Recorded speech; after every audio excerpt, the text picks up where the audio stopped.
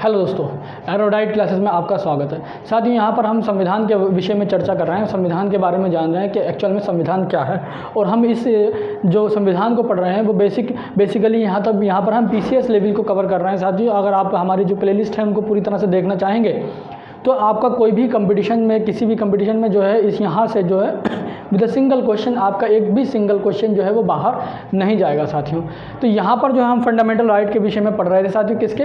Fundamental right. और fundamental right में जो हमने कल हमने अनुच्छेद 20 तक देख चुके हैं, अनुच्छेद 20 तक देख लिया है। अब हम इससे आगे की बात करते हैं कि आर्टिकल अनुच्छेद 20 में हमारा क्या था। तो अनुच्छेद 20 में था गिरफ्तारी के विरुद्ध संरक्षण। ठीक है, इसमें इसको हम कल देख चुके हैं। और गिरफ्तारी के विरुद्ध संरक्षण, ठीक है साथियों, इसमें गिरफ्तारी के विरुद्ध संरक्षण था। इसमें हमने कल विस्तृत चर्चा की थी और हम देख चुके हैं। अगर आपने पीछे की वीडियो नहीं देखी है तो आप जाकर जो है हमारी प्लेलिस्ट में जाकर चेक कर सकते हैं साथियों। सॉरी, आज हम पढ़ने जा रहे हैं आर्टिकल 21। किसके बारे में साथियों? आर्टिकल 21 के बारे में। जो आर्टिकल 21 है वो क्या कहता है साथियों? तो आर्टिकल 21 कहता है क्या कि प्राण एवं दैहिक स्वतंत्रता, यानी इसमें क्या है, जो आर्टिकल 21 है वो प्राणों की स्वतंत्रता, यानी प्राणों को सुरक्षित रखने की स्वतंत्रता देता है। प्राणों की सुरक्षित रखने की स्वतंत्रता, प्राण एवं दैहिक स्वतंत्रता। तो इसमें क्या है कि आर्टिकल 21 कहता है कि जिस विधि से प्राणों की जो है जो विधि हमारे संविधान में दी गई है उस विधि से ही आप जो है प्राणों की रक्षा कर सकते हैं। यानी जो है दैहिक स्वतंत्रता जो है वो सिर्फ और सिर्फ विधि के हिसाब से है, अन्यथा नहीं है। ठीक है, तो आर्टिकल अनुच्छेद 21 देखते हैं, समझ में आ जाएगा आपको। ऐसा नहीं है, थोड़ा सा टफ है, थोड़ा सा इसमें जो वर्ड हैं वो काफ़ी टिपिकल हैं, लेकिन जो है हम समझते हुए चलेंगे, हर एक वर्ड को और समझने की कोशिश करेंगे किस तरह से है। यहाँ पर जो है इच्छा मृत्यु के बारे में भी बताया गया कि किस तरह से इच्छा मृत्यु जो है वो अपराध है, या किन केसों में जो है इच्छा मृत्यु को हम दे सकते हैं। आत्महत्या करना कैसा, आत्महत्या अगर कोई जो है इंसान या कोई व्यक्ति करता है तो उसके लिए भी क्या इंतज़ाम किए गए हैं, क्यों कौन कौन सी धाराएं जो है उसमें बनाई गई हैं, और ये एक अपराध है या नहीं है। कौन कौन से केस हुए जिसमें सुप्रीम कोर्ट ने ये बताया कि आत्महत्या करना एक अपराध है, और कौन से केस हुआ जिसमें सुप्रीम कोर्ट ने ये बताया कि आत्महत्या करना अपराध नहीं है। समलैंगिकता का संबंध भी इसी से ही। तो इसमें बहुत सारी चीज़ें हैं, काफ़ी बड़ा आर्टिकल है, तो हम जो है इसको डिटेल में विस्तृत रूप से जो है चर्चा करने शुरू करते हैं साथियों। तो हम पढ़ते हैं सबसे पहले अनुच्छेद 21। अनुच्छेद 21।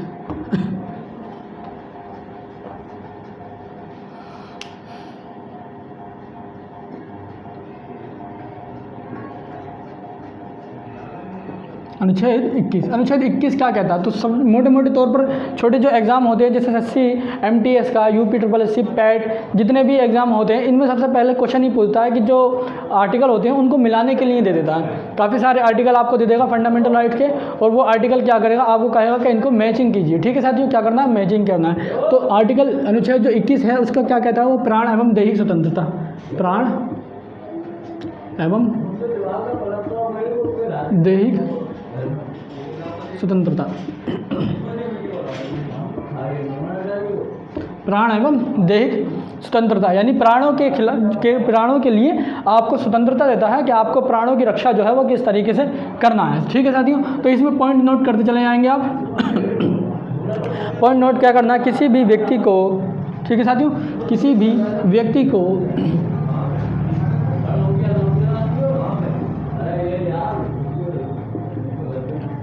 को विधि द्वारा स्थापित, किसी भी व्यक्ति को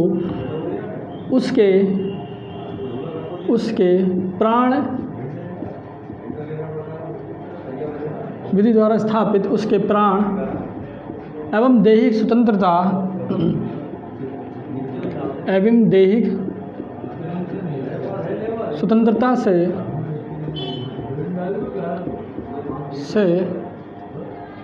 दैहिक स्वतंत्रता से क्या होता है? दैहिक स्वतंत्रता, दैहिक स्वतंत्रता से केवल ठीक है, केवल विधि द्वारा स्थापित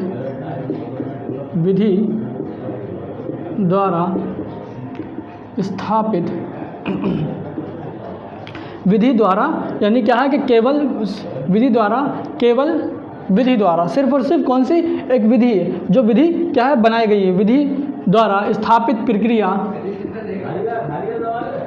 से ही वंचित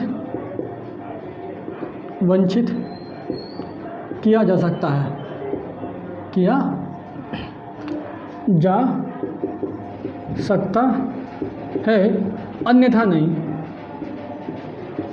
अन्यथा नहीं। अब विधि द्वारा यहाँ पर समझ लीजिए, अन्यथा नहीं।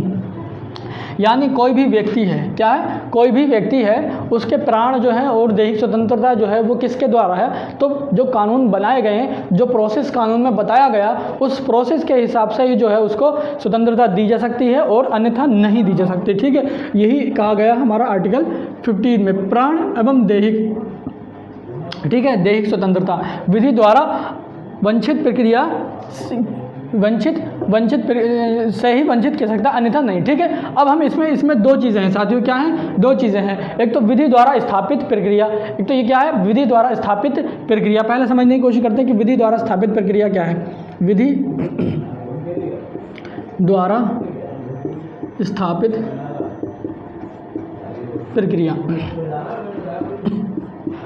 क्या है साथियों, विधि द्वारा स्थापित प्रक्रिया। अब ये जो साथियों विधि द्वारा स्थापित प्रक्रिया कहाँ से ली गई है, तो ये जापान के संविधान से ली गई है। कहाँ से, जापान के संविधान से। ठीक है साथियों, कहाँ से ली गई है, जापान के विधि द्वारा स्थापित प्रक्रिया जो है वो कहाँ से ली गई है, तो ये जो ली गई है ये जापान के संविधान से ली गई है। अब इसमें क्या कहता है कि इसमें बताया गया कि जो संसद कानून बना रही है साथियों, संसद या विधायिका, कानून बनाने का काम किसका होता है, संसद का या विधायिका का, तो जो कानून बना रही है उसके द्वारा ही बना जा रही है, उसी के हिसाब से हमें जो है वो आधार पर न्यायपालिका जो है वो कार्य करेगी। तो इसमें क्या है कि संसद द्वारा बनाए गए कानून के आधार पर ही, संसद द्वारा बनाए गए कानून के आधार पर ही न्यायपालिका साथियों क्या है, न्यायपालिका कार्य करेगी। क्या करेगी साथियों, न्यायपालिका कार्य करेगी। यानी विधि द्वारा स्थापित प्रक्रिया क्या है साथियों, विधि द्वारा स्थापित प्रक्रिया, विधि द्वारा स्थापित प्रक्रिया। इसमें क्या है, ये कहाँ से ली गई, जापान के संविधान से ली गई है। अब इसमें ये कह दिया गया कि जो कानून बनाए गए हैं साथियों, क्या, जो कानून बनाए गए उन कानून के आधार पर ही न्यायपालिका काम करेगी।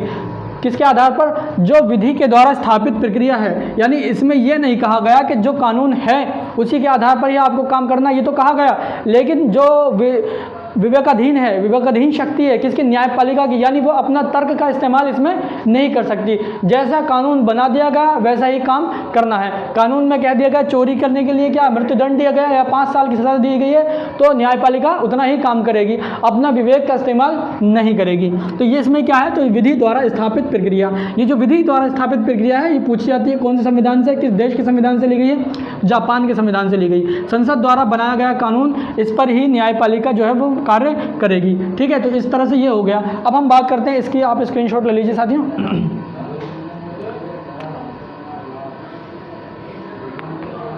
ठीक है, आगे की ओर बढ़ते हैं। दूसरा क्या है, तो विधि के सम्यक संरक्षण। अब क्या है, विधि के सम्यक प्रक्रिया। इसमें क्या है, ये यूएसए के संविधान से ली गई है। देखिए साथी, इसमें क्या है, पहली चीज़ है, इसमें ये बताया गया है कि जो न्यायपालिका है वो सिर्फ और सिर्फ उतना ही काम करेगी जितना क्या संसद ने कानून बनाए हैं। ठीक है, जितना संसद ने कानून बनाए। लेकिन जो विधि के सम्यक प्रक्रिया है उसमें यह भी कहा गया है कि आप ठीक है, संसद ने जो कानून बनाए हैं वो तो ठीक है, आप उसके हिसाब से तो काम कीजिए, लेकिन साथ ही साथ अपने विवेकाधीन शक्ति का भी आप प्रयोग कीजिए। किसका, विवेकाधीन शक्ति जो होती है उसका भी आपको प्रयोग करना है। तो इसमें कहा गया कि दूसरी प्रक्रिया जो है वो, दूसरा जो प्रोसेस है यह है सम्यक, यानी विधि के सम्यक प्रक्रिया, विधि के सम्यक प्रक्रिया, विधि के सम्यक प्रक्रिया। इसमें क्या कहा गया साथियों, तो ये कहाँ से ली गई, यूएसए के संविधान से ली गई है। कहाँ से, यूएसए के संविधान से। ठीक है साथियों, यूएसए के संविधान से इसको क्या उठाया गया है। इसका जो ये मॉडल जो है ये यूएसए के संविधान का मॉडल है, और हमने जो है क्या किया, इसको जो हमें ठीक लगा उसके हिसाब से हमारा जो संविधान की सभा थी उसने इसको क्या किया, अपनाया। ठीक है साथियों, अब बात करते हैं इसके बारे में। तो ये है क्या, मतलब क्या है, तो इसमें क्या कहा गया है, इसमें न्यायपालिका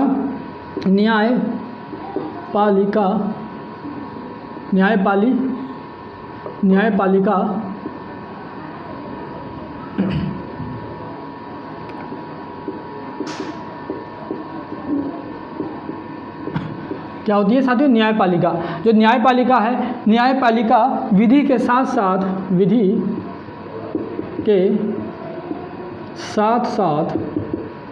क्या है, विधि के साथ साथ स्वयं के विवेकाधीन शक्ति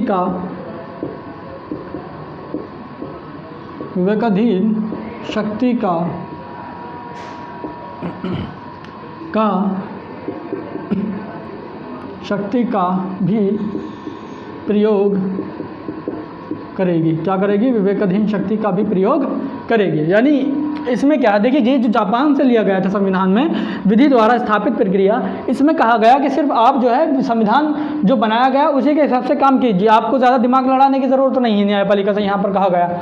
लेकिन जो यूएसए में है, यूएसए में कहा गया ठीक है भाई, आप विधि जो संसद बना रही है उसको तो आप देखिए, साथ ही साथ आप ये भी देखिए कि आपके हिसाब से क्या सही है और क्या गलत है। ठीक है, यानी आपको अपनी विवेकाधीन शक्ति का भी प्रयोग करना है। तो इसमें कहा गया, ये यूएसए के संविधान से लिए गए, और ये दोनों ही चीज़ें आर्टिकल जो 21 है उसको हमारे भारत ने अपनाया है। हालांकि ये चीज़ देखी गई है कि जो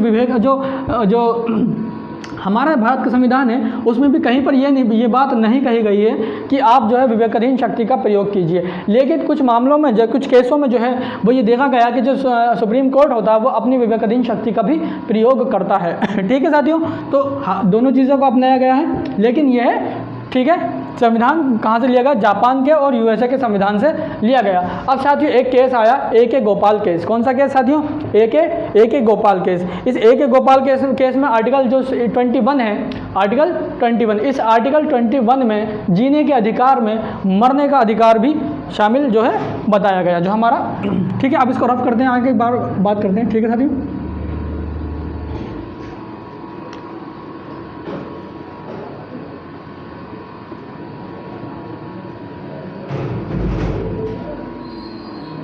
आर्टिकल इसमें क्या बताया गया साथियों, इसमें बताया सुप्रीम कोर्ट ने एक केस हुआ। केस क्या है, पहला केस हुआ, किस केस को क्या कहा गया, तो मेनका गांधी केस, नहीं ए.के. गोपाल केस। पहला केस जो था वो क्या था, ए.के. गोपाल केस। कौन सा था साथियों, ए.के. गोपाल केस। ठीक है साथियों, ए.के. गोपाल, इसमें क्या कहा गया, सुप्रीम कोर्ट ने आर्टिकल जो 21 था, आर्टिकल 21 में व्यक्ति को जीवित रहने का अधिकार दिया। किसका, जीवित रहने का अधिकार। यानी सिर्फ इसमें व्यक्ति को, इस केस में ये व्याख्या की गई सुप्रीम कोर्ट के द्वारा, किसके द्वारा, सुप्रीम कोर्ट के द्वारा आर्टिकल 21 की व्याख्या में जीवित रहने का अधिकार बताया गया। जीवित रहने का अधिकार बताया गया। ठीक है साथियों, यानी इसमें क्या कहा गया, आर्टिकल जो 21 है, सुप्रीम कोर्ट ने ये कहा कि भाई ठीक है, सुप्रीम कोर्ट ने व्याख्या की किस तरीके से कि तुम जो है क्या है, तुम्हें जीवित रहने का अधिकार है। किसने कहा, सुप्रीम कोर्ट ने। उसके बाद दूसरा केस आया हमारे पास, मेनका गांधी केस। अब हम इसको रफ कर लेते हैं थोड़ा सा। ठीक है, इसको नोट कर दीजिए आप।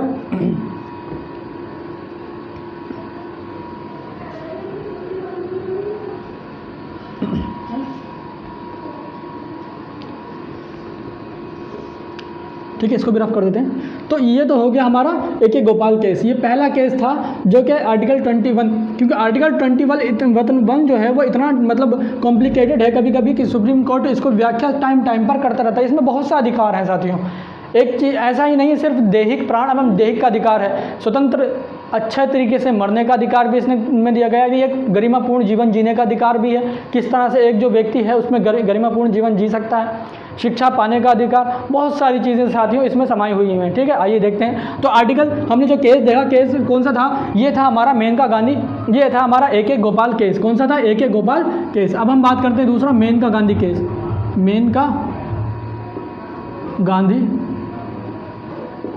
गांधी केस। मेनका गांधी केस ये कब था साथियों, 1978 यानी 1978 में। इसमें क्या कहा गया, विदेशी यात्रा, यानी अगर किसी को गिरफ्तार कर लिया जाता है तो उसको क्या है कि विदेशी यात्राओं का भी अधिकार है। तो इसमें कहा गया किसको, तो विदेशी यात्राओं का अधिकार भी बताया गया। विदेशी यात्राओं का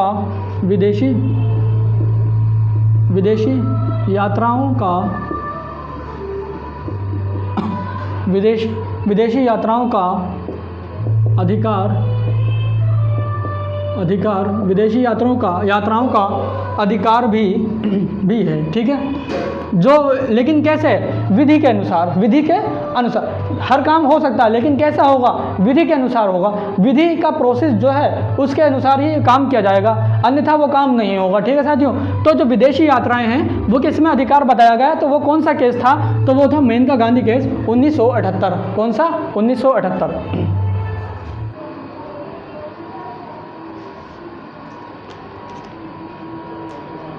तो साथियों आपने ये देख रहे हैं हम कि मेनका गांधी केस 1978। इसमें क्या कहा गया कि विदेशी यात्राओं का जो अधिकार बताया गया, क्या बताया गया, विदेशी यात्राओं का अधिकार बताया गया। यानी आप विदेशी यात्रा भी जो है वो कर सकते हैं, आपको अधिकार है किसका, विदेशी यात्रा का। ठीक है साथियों, विदेशी, ये मेनका गांधी केस कब हुआ, 1978 में। और इसमें क्या कहा गया कि विदेशी यात्राओं का अधिकार है। अब इसमें क्या चीज़ के बारे में बताया गया, तो इसमें बताया गया कि जो व्यक्ति जो है साथियों, क्या कि व्यक्ति प्राण एवं दैहिक स्वतंत्रता में कमी कर रहा है, यानी वो क्या कर रहा है, कमी कर रहा है, जीवित रहने के लिए क्या है, कमी कर रहा है, तो उसको क्या है, अधिकार है कि वो एक गरिमापूर्ण जीवन जिए। दूसरा वो जो है अधिकार, उसको न्याय मिले।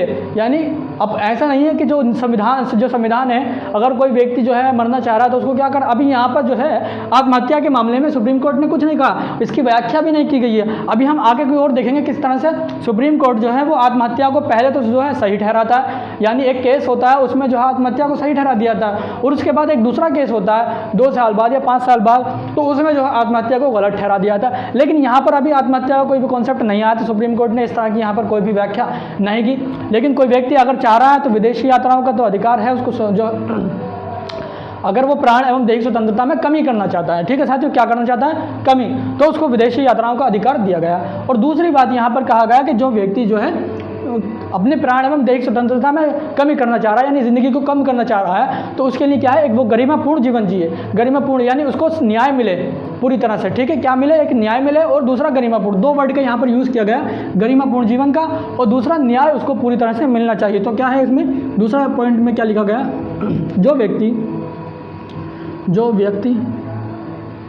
क्या है साथियों, जो व्यक्ति के प्राण एवं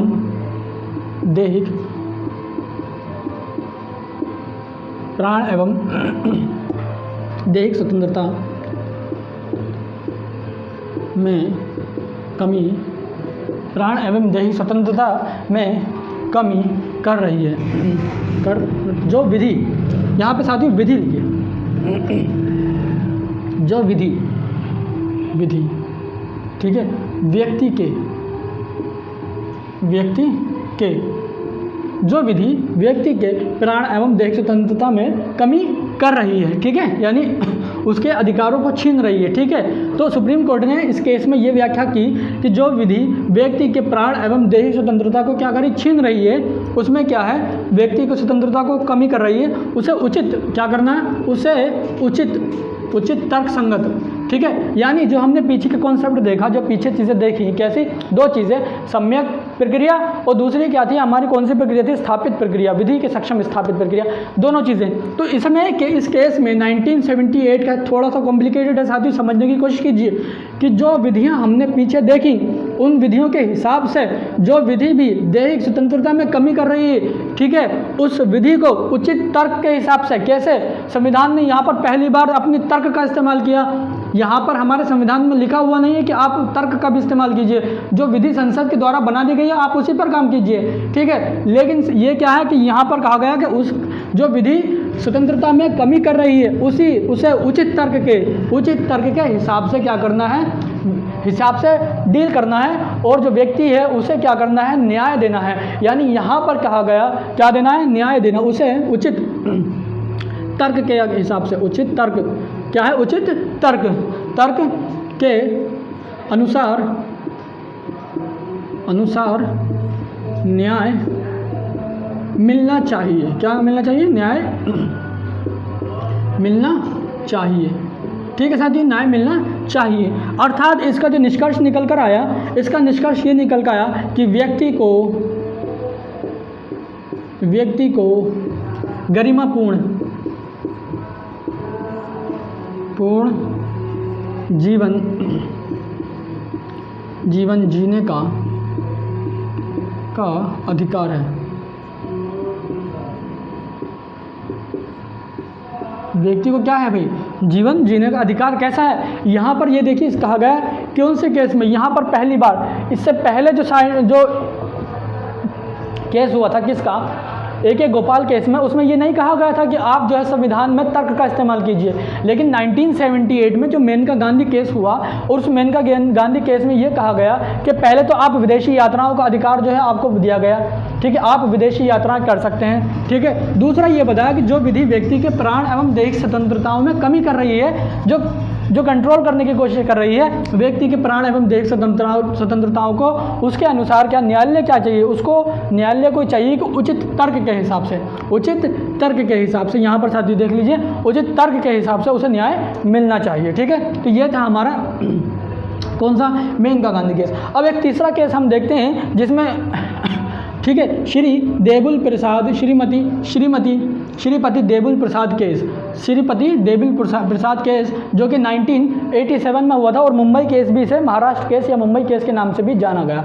इसमें क्या कहा गया, तो इसके बारे में देख लेते हैं। आप इसको जो है स्क्रीनशॉट ले लीजिए साथियों।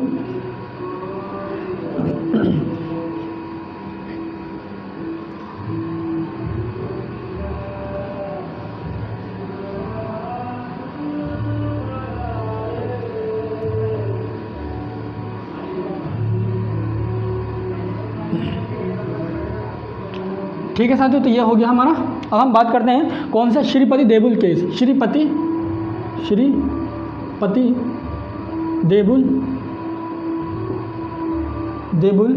दुबेल केस है, श्रीपति दुबेल केस वर्सेस कहाँ का था, मुंबई महाराष्ट्र का था, महाराष्ट्र केस के नाम से भी जानते हैं, महाराष्ट्र केस, ठीक है, कब, 1987 में, ठीक है साथियों। ये केस आपको समझना थोड़ा ज़रूरी रहेगा ताकि आपको कॉन्सेप्ट जो है वो पूरी तरह से क्लियर हो जाए कि आखिर कौन सा ऐसा केस था जिसमें जो है संविधान में जो है आत्महत्या को जो है संवैधानिक ठहरा दिया गया था। यहाँ पर आत्महत्या को संवैधानिक ठहरा दिया गया था। यहाँ पर सुप्रीम कोर्ट ने व्याख्या की थी साथियों, किसने, सुप्रीम कोर्ट ने, सुप्रीम कोर्ट यानी SC हमने लिखा सुप्रीम कोर्ट ने यहाँ पर व्याख्या क्या की, व्याख्या की कि जो जीने का अधिकार है उसमें मरने का अधिकार भी शामिल है। किसका, जीने के अधिकार में मरने का अधिकार भी शामिल है, ठीक है साथियों। जीने के सुप्रीम कोर्ट ने व्याख्या की, सुप्रीम कोर्ट ने इस केस में सुप्रीम कोर्ट ने ये बताया, इस केस में सुप्रीम कोर्ट ने जीने के अधिकार में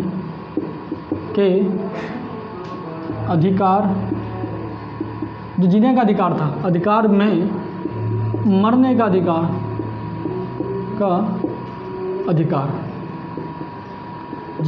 जीने के अधिकार में साथियों क्या है कि मरने का अधिकार भी, अगर आप जीवित नहीं रहना चाहते हैं ठीक है आप मर जाइए, ठीक है। सुप्रीम कोर्ट ने क्या कहा, कौन से केस में, ऐसे ही पूछेगा कि श्रीपति देबुल केस था, उस केस में 1987 में ये कहा गया किसके द्वारा, सुप्रीम कोर्ट के द्वारा कि जो केस है इस केस में पहली बार ये कहा गया कि जीने का अधिकार में मरने का अधिकार भी है। कोई इंसान अगर जीवित नहीं रहना चाहता तो ज़रूरी थोड़ी उसको प्रेशर डाल के जीवित रखेंगे।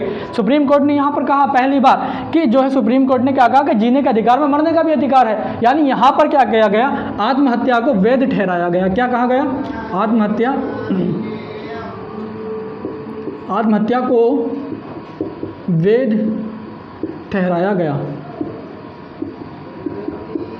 अब लेकिन वर्तमान स्थिति में ऐसा नहीं है, आत्महत्या को वैध करार कर दिया गया है। सुप्रीम कोर्ट ने कुछ टाइम के बाद ही सुप्रीम कोर्ट ने इसकी फिर केस हुआ और उस केस में दोबारा से जो है सुप्रीम कोर्ट ने ये कह दिया गया कि क्या कि जो आत्महत्या का अधिकार है वो आपका मौलिक अधिकार नहीं है, यानी आपका अधिकार नहीं है, आप आत्महत्या नहीं कर सकते।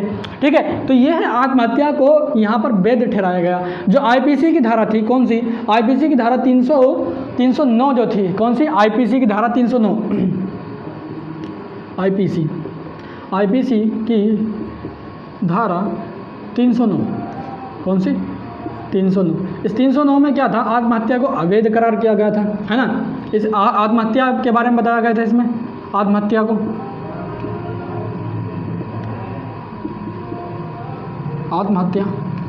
आत्महत्या के विषय में है इसमें। ठीक है साथियों, किसके विषय में? आत्महत्या के विषय में, यानी यहाँ पर आत्महत्या को गैर कानूनी बताया था, तो इस धारा को असंवैधानिक करार कर दिया गया। इस धारा को असंवैधानिक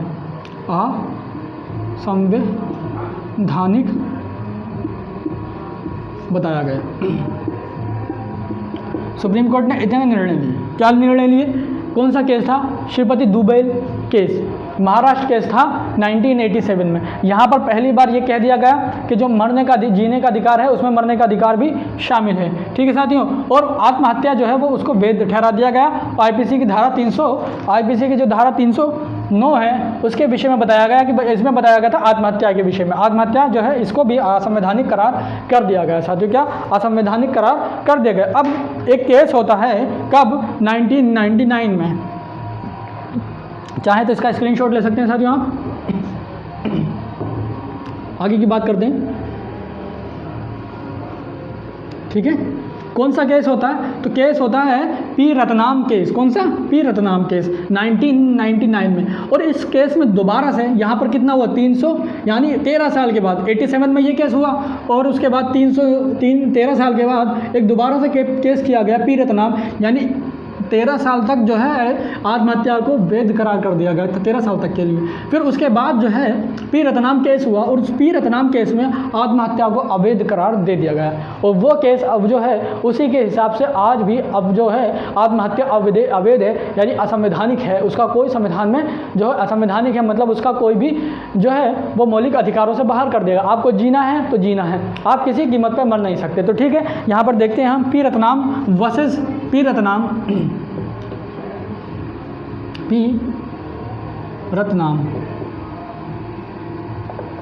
केस। ठीक है साथियों, P Ratnam case versus Bharat संघ के बीच हुआ था। कब? 1999 में। ठीक है, कब हुआ था? 1999 में। और इसमें जो सुप्रीम कोर्ट ने व्याख्या की थी वो क्या की थी? सुप्रीम कोर्ट ने क्या व्याख्या की थी? सुप्रीम कोर्ट ने ये व्याख्या की कि जो जीने का अधिकार है उसमें मरने का अधिकार शामिल नहीं है। ठीक है, जीने के अधिकार में मरने का अधिकार नहीं है। जीने के अधिकार में मरने का अधिकार नहीं है।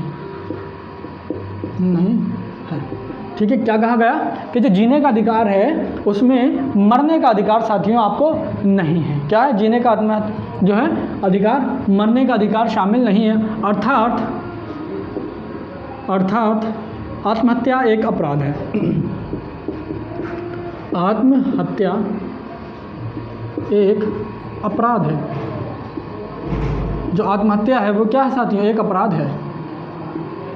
ठीक है, आत्महत्या एक अपराध करार कब कर दिया गया? कौन से केस में? पी रत्नाम केस में। तो साथियों यही क्वेश्चन बन सकता है, किस केस में सुप्रीम कोर्ट ने आत्महत्या को वैधानिक यानी जो है क्या अपराध करार कर दिया गया? कौन सा केस था? तो वो था P Ratnam case versus Bharat संघ। कब हुआ था? ये 99 केस।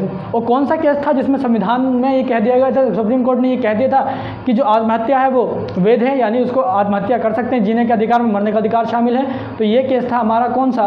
तो वो केस था हमारा दुबेल केस। कौन सा? दुबेल केस। उस कब हुआ था? 1987 में। इस केस में ये कह दिया गया था संवैधानिक अधिकार है किसका, मरने का अधिकार जो है वो हमारा राइट है, किसका, फंडामेंटल राइट है एक व्यक्ति का, यानी वो चाहे अगर जीवित रहने तो चाह सकता है और नहीं चाहता है तो वो आत्महत्या कर सकता है। अब ये तो केस है, लेकिन इसमें भी कुछ अपवाद हैं। कौन से अपवाद हैं? जैसे हम बात करते हैं यूथेनेशिया। क्या होता है साथियों? यूथेनेशिया। यूथेनेशिया क्या है? यानी इच्छा मृत्यु। यूथेनेशिया का मतलब क्या है साथियों? इच्छा मृत्यु या दया मृत्यु। या जो है हम किस तरह, हम अगर जो है किसी बहुत बड़ी परेशानी में उलझे हुए हैं, ऐसी कोई सिचुएशन है जैसे वहाँ पर व्यक्ति के जीने की संभावनाएं बहुत कम हैं, तो वहाँ पर क्या है, तो जो संविधान है उसमें जो है कुछ जो है प्रावधान तो नहीं किए गए, लेकिन सुप्रीम कोर्ट ने इस आर्टिकल में ही बता दिया गया है कि ऐसे जो है आप अगर ऐसे केस होते हैं तो आप जो जीवन रक्षक डिवाइस हैं, उपकरण हैं, उनको हटा लीजिए। बाकी जो है इंसान जो है वो खुद ब खुद मर जाए, यानी आप उसको जहर का इंजेक्शन लगा के नहीं मार सकते, आप ज़बरदस्ती उसको किसी तरह से नहीं मार सकते। इच्छा मृत्यु है, लेकिन आप उसको जो जीवन रक्षक के जो डिवाइस हैं उनको हटा लीजिए। जैसे अगर हम बात करते हैं केस की, आपको थोड़ा सा क्लियर हो जाएगा केस के बारे में। सुप्रीम कोर्ट ने कहा कि ऐसे भी यूथेनेशिया जो है, हम जो है यूथेनेशिया किसी को नहीं दे सकते हैं, ये जो है मौलिक अधिकार नहीं है, ठीक है। लेकिन कुछ क्रिटिकल कंडीशन बन जाती है, जैसे कोई व्यक्ति बहुत लंबे समय से बीमार है और उसके उसके जो है बचने की संभावनाएं नहीं है, या फिर वो 8-10 साल से कोई रिस्पॉन्स ही नहीं दे रहा है। सपोज कीजिए वो कोई व्यक्ति है जो कोमा में जा चुका है, ठीक है, उसको दवाएं लगातार दी जा रही हैं, व्यक्ति जो घर वाले हैं वो काफ़ी जो है परेशान हो चुके हैं कि अब जो है व्यक्ति को कोई उम्मीद ही नहीं है वो बच सके। तो उस केस में जो है सुप्रीम कोर्ट ने ये एक निर्णय लिया, और निर्णय लिया क्या कहा गया कि जो भी उपकरण लगे हुए हैं, कैसे, जो जीवन रक्षक उपकरण है, जैसे उसको कोई भी मेडिसिन ना दी जाए, वेंटिलेटर वगैरह पर अगर लगा हुआ है तो वो भी हटा दी जाए, ICU है अगर लगा हुआ तो उसको हटा दी जाए। तो ऐसे जो डिवाइस हैं उनको क्या कर दी जाए, हटा दी जाए, ताकि जो है समय के पश्चात कुछ दिनों में ही जो व्यक्ति है उसको मृत्यु प्राप्त हो जाए। लेकिन ऐसा कहीं भी किसी भी केस में देखने को नहीं मिला अभी तक कि किसी भी व्यक्ति को जो है वो जहर का इंजेक्शन लेकर मार दिया गया, ठीक है, या फिर किसी तरह से कोई भी दूसरे तरीके जो है इस्तेमाल करके जो है उसको इच्छा मृत्यु दी गई हो। तो यूथेनेशिया का जो प्रावधान है वो प्रावधान हालांकि है तो नहीं, लेकिन तर्क के आधार पर, मैंने फिर कहा कि तर्क के आधार पर बहुत मजबूरी की कंडीशंस में अगर ऐसा होता है, करना पड़ता है, तो सुप्रीम कोर्ट जो है इसकी इजाज़त दे देता है, यानी संविधान जो है इसकी इजाज़त देता है, अन्यथा नहीं देता है, ठीक है। तो साथियों, तो यूथेनेशिया का केस हम देख लेते हैं थोड़ा सा, क्या है मामला।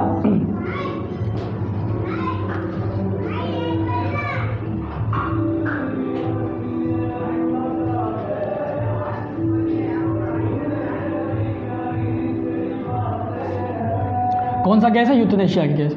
कौन सा केस? तो यूथेनेशिया।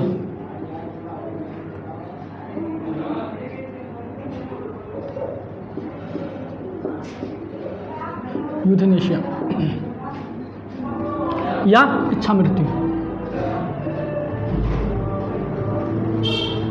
ठीक है, या दया मृत्यु, इसको दया मृत्यु भी कह सकते हैं। यानी किसी के ऊपर दया कर ली जाए, वो बहुत टाइम से बीमार है और उसको जो है जीवित रहने की इच्छा नहीं है, उसको किसी भी तरह से कोई भी जीवित रहने की इच्छा नहीं है, तो दया मृत्यु, उसके ऊपर दया कर दी जाए। यानी वो इतने कष्टों में, इतने कष्ट उसके ऊपर हो रहे हैं, कष्ट, इतनी बीमारियां हैं, इतने कष्टों से वो गुजर रहा है, ताकि उसको जो है वो दया दी जाए। किस तरह की? ताकि उसको जीने से बेहतर है उसका मर जाना बेहतर होता है, तो उसके लिए क्या है कि दया मृत्यु, ठीक है। तो ये कैसे, ये क्या, कहाँ पर संविधान में या सुप्रीम कोर्ट के कौन से ऐसे केस थे जहाँ पर ये जो केस है हमें देखने को मिला। तो पहला केस देख लें, अरुणा पहला केस था इसमें। कौन सा? तो पहला केस था अरुणा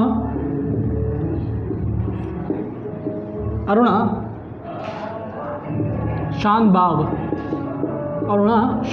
केस। अरुणा शानबाग केस में इसमें सुप्रीम कोर्ट ने क्या कहा साथियों? यहाँ पर सुप्रीम कोर्ट ने क्या कहा? सुप्रीम कोर्ट ने कहा कि जो यूथेनेशिया है, क्या उनसी ये जो यूथ है, कौन सी क्या है साथियों? ये यूथेनेशिया जो है ये दिया जा सकता है। क्या है? पैसिव यूथेनेशिया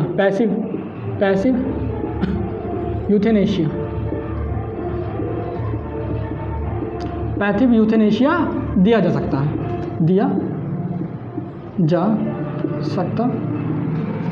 अब ये पैसिव यूथेनेशिया क्या है साथियों? तो पैसिव यूथेनेशिया के बारे में मैंने आपको बताया कि क्या है कि जीवन रक्षक उपकरण जो है वो हटा लिए जाएं। इसके तहत क्या कहा? जो पैसिव यूथेनेशिया होता है इसमें क्या होता है कि जीवन रक्षक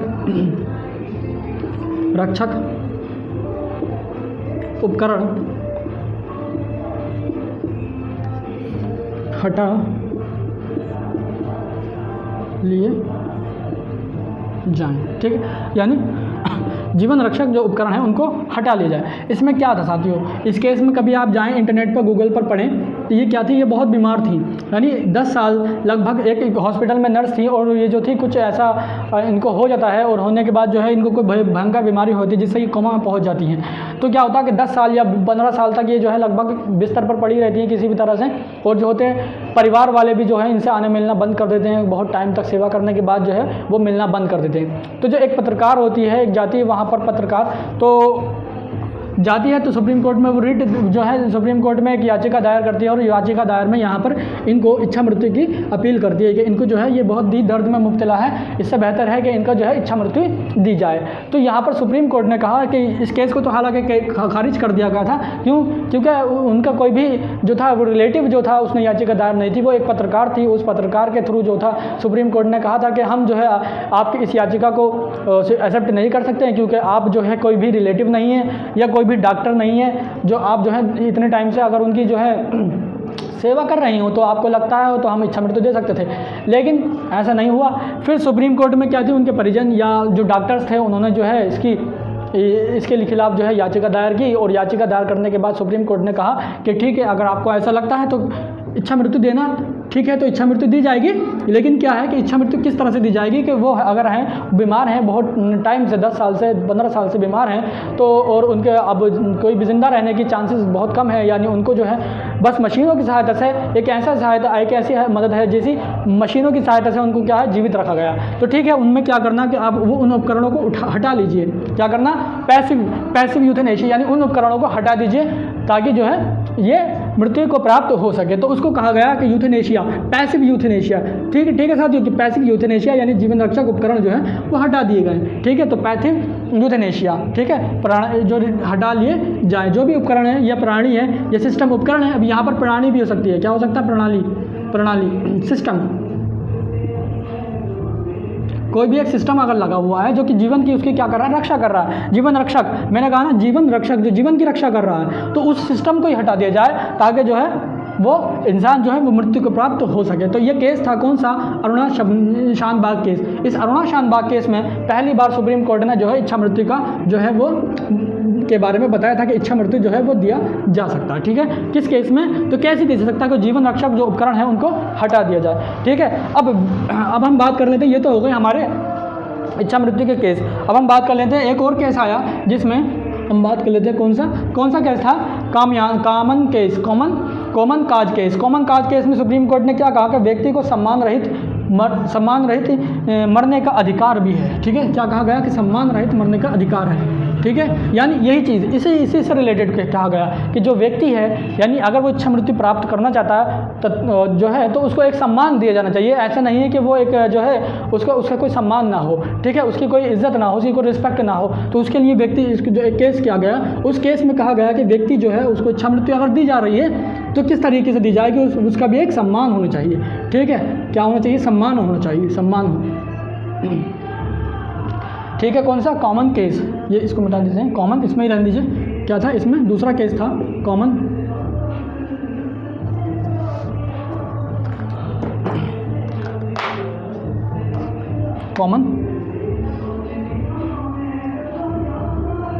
काज केस। इस कॉमन काज केस में क्या कहा गया कि व्यक्ति को सम्मान सहित मरने का अधिकार है। व्यक्ति को सुप्रीम कोर्ट ने पहली बार यहाँ पर 2018 में कहा गया था, 2018 में व्यक्ति को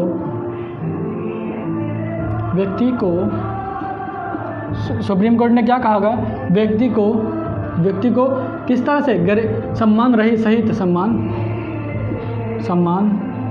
सहित मरने का अधिकार है। किसका, मरने का अधिकार। ठीक है साथियों, व्यक्ति को सम्मान सहित, ठीक है, रहित बार बार मेरी ज़बान पर आ रहा है। ठीक है, आप लोग उसको कर लीजिएगा। व्यक्ति को सम्मान सहित मरने का क्या है, अधिकार है। यानी अगर वो चाह रहा है, इच्छा मृत्यु मिल भी रही है उसको, तो किस तरीके से मर सकता है, तो वो व्यक्ति को जीवन किस तरह से सम्मान रहित जो है मरने का अधिकार है। तो ये समझिए आपकी इच्छा मृत्यु हर किसी को नहीं दी जा सकती है। यहाँ पर कुछ केस हैं, स्पेशल केस, जिसमें दी जा सकती है, ठीक है, और वो भी इस तरह से नहीं, उन उपकरणों को हटा करके दी जा सकती है, ठीक है। जो सिस्टम है उसको हटा दीजिए, बाकी जो व्यक्ति है वो अपने आप ही जो है मृत्यु को प्राप्त हो जाएगा, ठीक है। तो कॉमन काज केस में कहा गया कि जो व्यक्ति है उसको मरने का, सम्मान सहित मरने का जो अधिकार है, ठीक है। इसके बाद एक और केस होता है, केस नंबर 3। इसमें ये देखिए आर्टिकल जो 21 है वो काफ़ी जो है बट वो आर्टिकल जो है काफ़ी विस्तृत है, उसमें कई सारी जो, अब चूंकि जीने का अधिकार यहाँ पर दिया गया है, तो जीने का अधिकार में वो हर एक चीज़ आती है जो एक व्यक्ति को जीने के लिए चाहिए।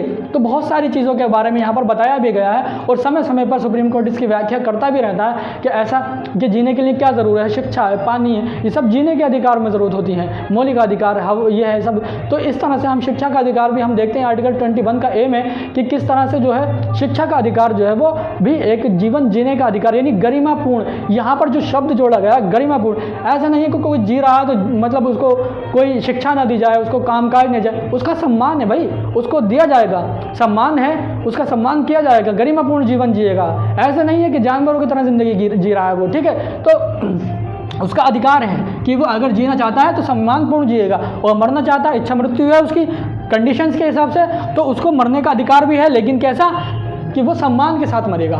ऐसे नहीं है लावारिस बना दिया जाएगा, उसको कोई सम्मान ही ना किया जाएगा। संविधान में हर एक चीज़ की व्यवस्था की गई है। तो ये क्या है हमारा जो है, ये कहता है कौन सा केस है, तो नेताजी सिंह जौहर केस, नेताजी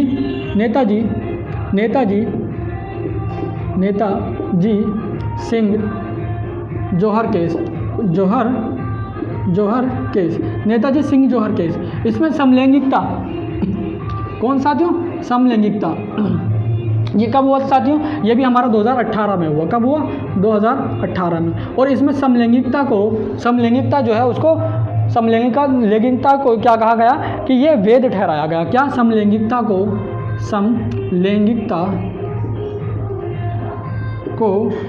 वैध ठहराया गया, वैध ठहराया। अब देखिए समलैंगिकता, क्योंकि जो हमारा देखिए अभी ये आपको समझ में नहीं आ रहा है, लेकिन अभी समझ में आ जाएगा थोड़ी देर में, थोड़ी सी 2 मिनट में अगर हम आगे की ओर बात करेंगे तो इस चैप्टर में, इसी आर्टिकल में समलैंगिकता। एक्चुअल में समलैंगिकता क्या होती है, तो समलैंगिकता अपने ही समान जेंडर से शादी करना, ठीक है। समलैंगिकता यानी कोई लड़का है तो वो लड़के से शादी कर सकता है, या लड़की है तो लड़की से शादी कर सकता है। तो समलैंगिकता का मतलब ही यही होता है कि समलैंगिकता है यानी सेम जेंडर वाले से अपना जो है विवाह करना। तो इसको ऐसा क्यों ठहराया गया, 2018 में ये केस दर्ज हुआ, तो इसमें ऐसा क्यों कहा सुप्रीम कोर्ट ने। तो सुप्रीम कोर्ट ने, मैंने बताया ना आपको, इसमें बहुत सारे अधिकार शामिल हैं, समलैंगिकता का अधिकार भी उसमें आ गया, जैसे अपने मनपसंद का जीवन साथी जो चुनने का अधिकार, ये भी जीने का अधिकार। भाई हम क्यों जी रहे हैं, अगर हमें अपने जीवन साथी चुनने का अधिकार नहीं है तो हमारे जीने का, कुछ लोग समझते हैं कि जीने का मतलब ही क्या। तो सुप्रीम कोर्ट ने उसका क्या कहा कि आप अपने जीवन साथी को चुनिए, ये आपके अधिकार है, आपका फंडामेंटल राइट है। तो इसमें ही 2018 में सुप्रीम कोर्ट ने क्या कहा कि जो समलैंगिकता है, क्या है समलैंगिकता, तो समलैंगिकता भी अधिकार है, क्योंकि कुछ लोग ऐसे होते हैं जो क्या होते हैं, जो समान जेंडर में ही जो है करना पसंद करते हैं। 1% या 2% हिंदुस्तान में भी इस तरह की कैटेगरी पाई जाती है, तो वो क्या है समलैंगिकता। तो समलैंगिकता को एक केस जो है यहाँ पर कहा गया नेताजी सिंह जौहर केस, और इस केस में जो है क्या कहा गया कि समलैंगिकता जो है वो उसको संवैधानिक ठहराया गया, यानी वो वैध है, अपराध नहीं है किसी भी तरह का, ठीक है। कोई समान जेंडर में अगर शादी करना चाहता है तो वो वैध है सुप्रीम कोर्ट के हिसाब से। तो ये केस हुआ था 2018 में। अब हम बात करते हैं थोड़ा सा कि एक्चुअल में क्या क्या जो है जीवन रहने के अधिकार जो हैं के लिए चाहिए, कौन कौन से अधिकार जो हैं वो दिए गए। तो थोड़ा सा ये समझ लेते हैं, हालांकि इसमें बहुत सारे हैं लेकिन हम चंद समझेंगे थोड़े बहुत, ताकि जो है हमें थोड़ा सा क्लियर हो जाए और आर्टिकल के बारे में कि क्या एक्चुअल में इस आर्टिकल में और सही है।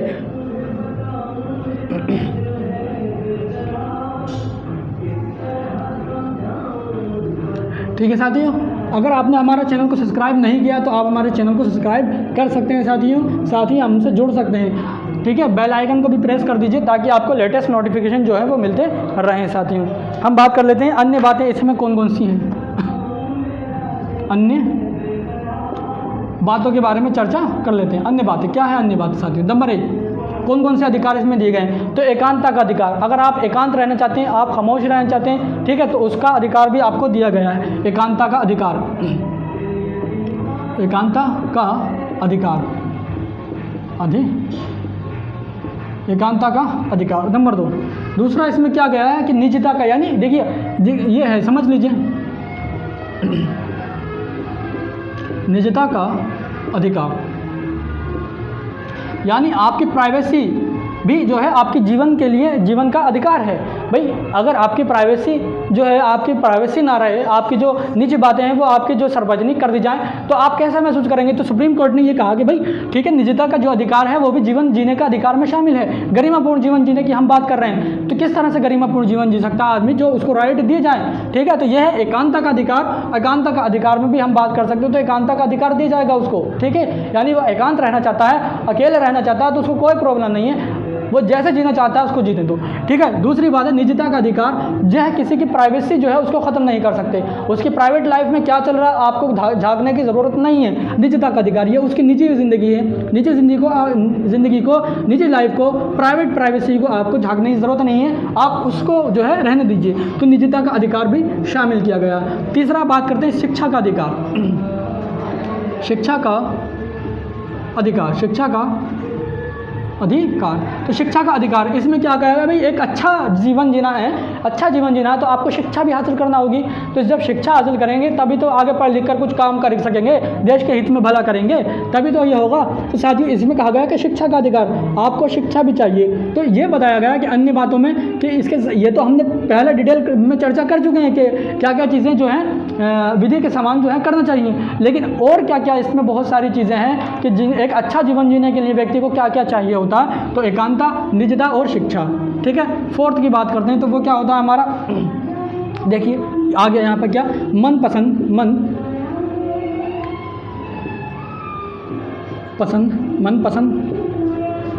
साथी, जीवन साथी कर लीजिए, मनपसंद जीवन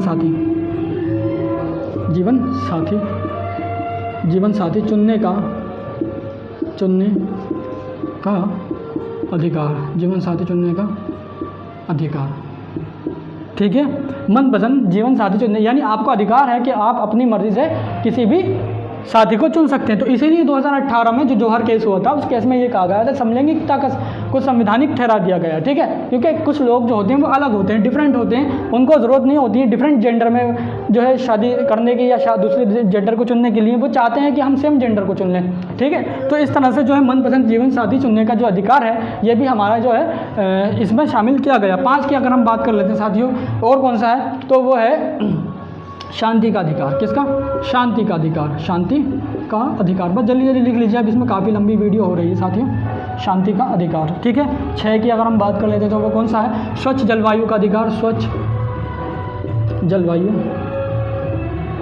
का अधिकार। एक लास्ट और लिख लीजिए। ठीक है साथियों, धूम्रपान 7 में, सार्वजनिक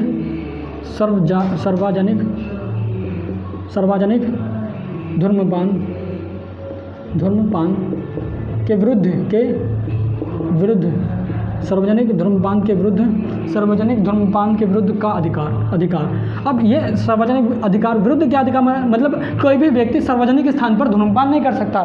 ठीक है साथियों, धूम्रपान नहीं कर सकता। अगर वो ऐसा करता तो ये आपका अधिकार है कि आप उसको रोक सकते हैं, टोक सकते हैं। ठीक है, तो सार्वजनिक स्थान पर आपको रोकने का अधिकार है, ये भी आपके जीवन का अधिकार है। तो इतने सारे हैं, और भी बहुत सारे अधिकार हैं साथियों। ये सब जो हैं अधिकार जो हैं 21 में जो है व्याख्या की गई है साथियों। तो इस तरह से हमने आर्टिकल 21 को जो पूरी तरह से समझ लिया है। अगर आपको कुछ भी समझ में नहीं आया है साथी, तो आप हमें कमेंट बॉक्स में करके बताइए। आप इस वीडियो को थोड़ा सा 2 बार देखिएगा, क्योंकि आपको जो है पूरी तरह से क्लियर हो जाएगा। थोड़ा टिपिकल आर्टिकल है, थोड़ा समझने के लिए यहाँ पे टफ वर्ड का यूज़ किया गया है इसमें। हालांकि मेरी कोशिश रही है कि मैं इसको थोड़ा सा और इजी बनाकर लाया हूँ, क्योंकि काफ़ी टफ इसमें जो वर्ड हैं वो यूज़ किए गए हैं। क्योंकि जीवन जीने का अधिकार जो है वो बहुत, इसमें बहुत सारी विस्तृत चर्चाएँ की गई हैं भारतीय संविधान में, और समय समय पर इसमें जो है व्याख्या भी करता रहा है सुप्रीम कोर्ट। तो इस तरह से हमने सारे केसों को इसमें डील किया कि किस तरह से जो कोई केस है उसमें बताया गया कि समलैंगिकता का अधिकार है, और कहाँ पर जो है इच्छा मृत्यु का अधिकार है, कहाँ पर आत्महत्या का अधिकार जो है सुप्रीम कोर्ट ने दिया है साथियों। तो अगर आपको हमारी वीडियो पसंद आ रही है तो हमारे चैनल को सब्सक्राइब कीजिए, लाइक कीजिए और शेयर कीजिए साथियों। साथ ही जो है हमारे चैनल को सब्सक्राइब कीजिए और अपने दोस्तों में भी शेयर कीजिए। धन्यवाद साथियों।